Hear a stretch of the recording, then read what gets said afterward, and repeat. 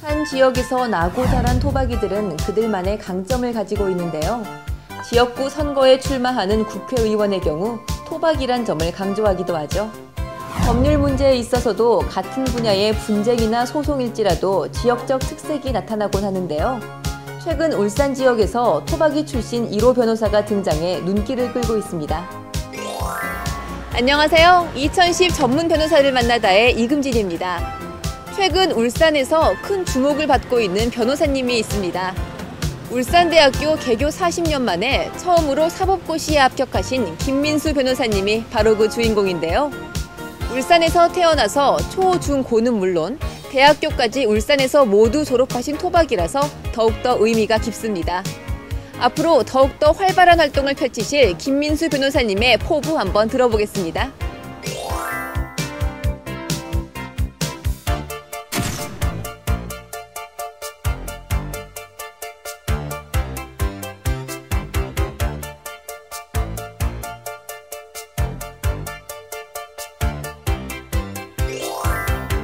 네, 변호사님 안녕하세요. 네, 안녕하세요. 네, 먼저 만나 뵙게 돼서 반갑습니다. 먼저 변호사님께서 몸담고 계신 법무법인 원율에 대해서 소개 부탁드립니다. 네, 법무법인 원율은 1998년에 설립되었고 현재 대표 변호사님인 최상관 변호사님을 비롯하여 6명의 변호사가 소속되어 있습니다. 형사사건을 비롯하여 노동, 부동산, 행정, 가사, 의료사건 등 다양한 분야의 업무를 다루고 있습니다. 네, 울산 지역에만 해도 100여 개의 로펌이 있는 것으로 알고 있는데요. 그 중에서도 특히 원율과 함께 하시게 된 이유가 있으신가요? 아무래도 아직 변호사로서는 많이 부족하다는 생각에 실무 경험이 풍부한 법무법인에서 경력을 쌓는 것이 좋을 것이라는 판단이 들었고 제가 변호사 15생활을 이 법인에서 하게 된 인연으로 원율과 함께 하게 되었습니다. 네, 최근 울산 토박이 출신 1호 변호사로서 지역과 언론의 주목을 받고 계신데요. 이런 관심에 대해서 어떻게 생각하시나요? 관심에 대한 부담보다는 관심 가져주시는 만큼 앞으로 더욱 성실하고 열정적인 변호사 생활을 해달라는 격려로 알고 분발해야 되겠다는 생각이 더 큽니다. 네, 최근 변호사님께서는 노동소송과 행정소송 분야를 전문화할 계획이라고 포부를 밝히셨는데요. 이 두 분야에 특별히 주목하시는 이유가 있으신가요? 또 전문화를 위해서 어떤 전략을 취하고 계신지 궁금합니다. 저는 사람들 만나고 얘기 듣는 걸 좋아하는데 그렇게 사람들과 부딪혀가며 고민을 이해하고 도움을 줄 수 있는 그런 삶을 꿈꿔왔습니다. 울산이라는 지역의 특성상 현대중공업 등 많은 회사들이 존재하고 그 속에 수많은 근로자들이 삶을 영위하고 있기에 수많은 갈등과 법적 분쟁들이 발생하고 있습니다. 서도에서 저를 울산 토박이 변호사라고 소개해 주셨듯이 저는 근로자들 뿐만 아니라 회사 임원들과도 선후배 관계 등으로 건이 닿아 있는 경우가 많아서 중재 역할을 누구보다 잘 해낼 수 있다고 판단했기에 노동소송을 전문화하기로 선택했습니다. 또한 울산 시민들과 지방자치단체의 중재 역할도 그러한 연장선상에서 잘 해낼 수 있기에 행정소송 또한 전문화하기로 선택했습니다. 네, 울산 지역은 산업 수도이기도 한 만큼 참 많은 노동자들이 있는데요. 그만큼 노동소송도 많을 것 같습니다. 울산 지역만의 노동소송의 지역적 특색이 있다면 무엇일까요? 제가 나고 자란 울산은 근대화 시절부터 산업단지로 오랜 역사를 가지고 있습니다. 그만큼 갈등도 많고 분쟁도 많은 곳입니다.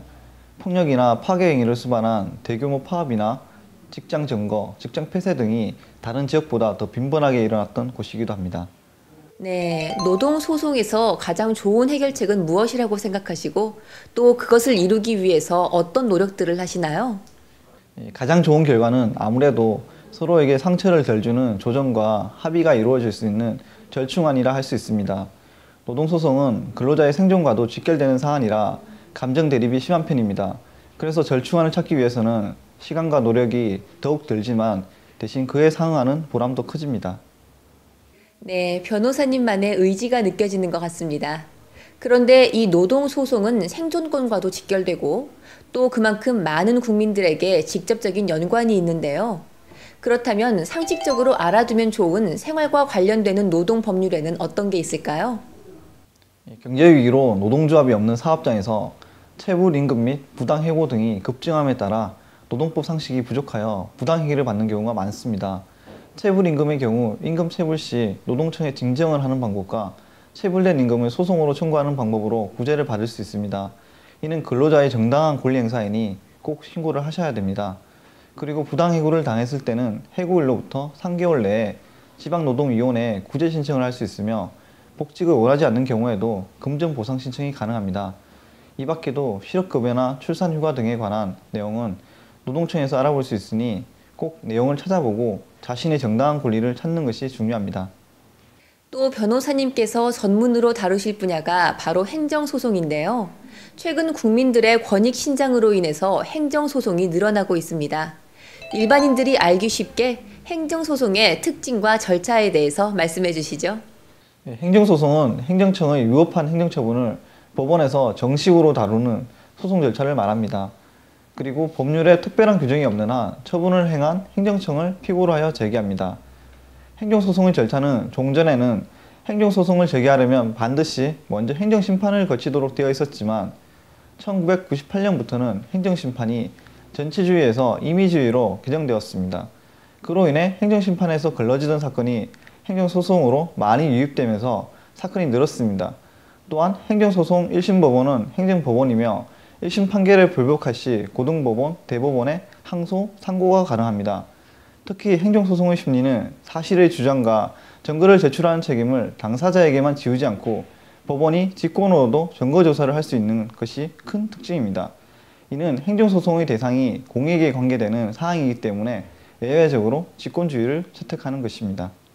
네, 최근 언론에서도 핫 이슈가 되고 있는 행정소송의 원고 적격을 확대해서 권익 구제의 폭을 넓힐 필요가 있다라는 주장에 대해서는 어떻게 생각하시나요? 네, 저 역시도 행정소송의 원고 적격을 확대해야 한다고 생각합니다. 요즘은 다양한 행정작용으로 인해 처분의 직접 당사자가 아닌 제3자의 권익이 침해되는 경우가 발생하기도 합니다. 또한 근거법규 외에 헌법 및 다른 법령에 의해 보호되는 법익이 침해되는 경우가 증가하고 있습니다.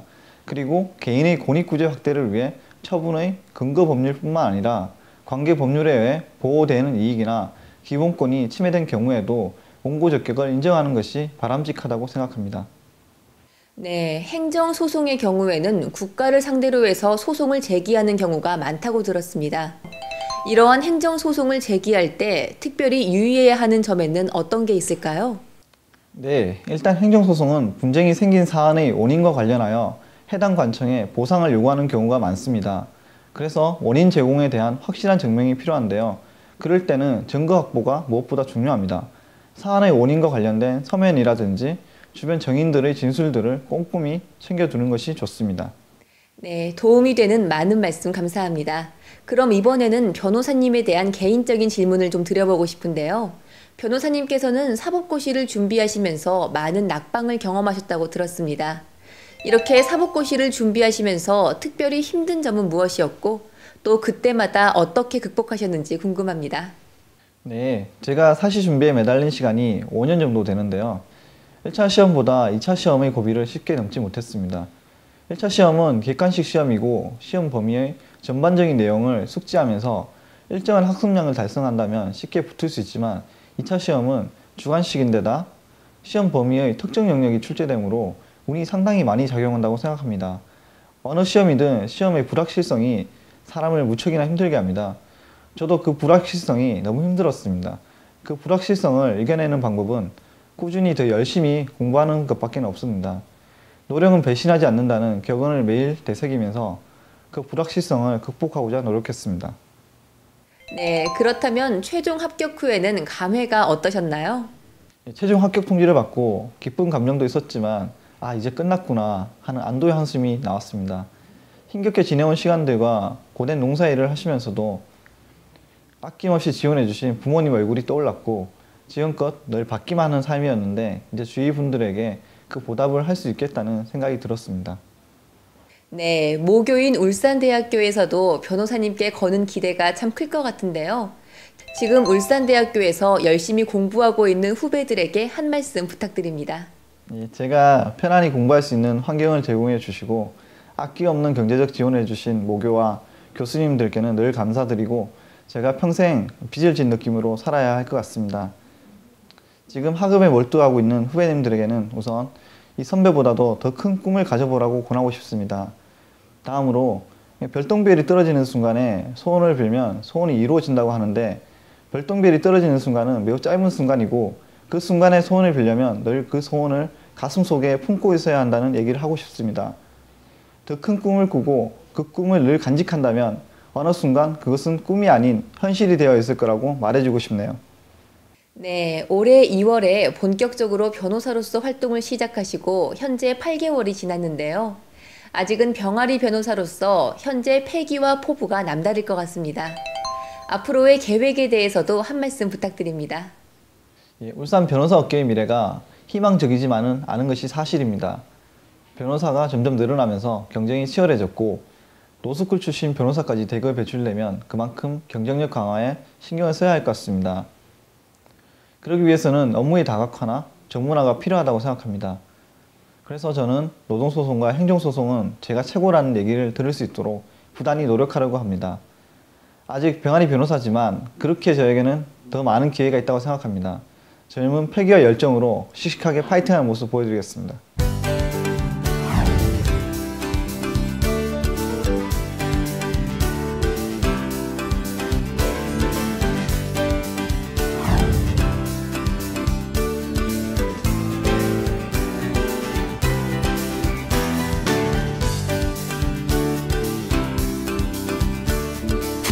오늘 만나본 김민수 변호사님께서는 포기를 모르는 끈기와 강한 패기를 겸비하신 분이었는데요.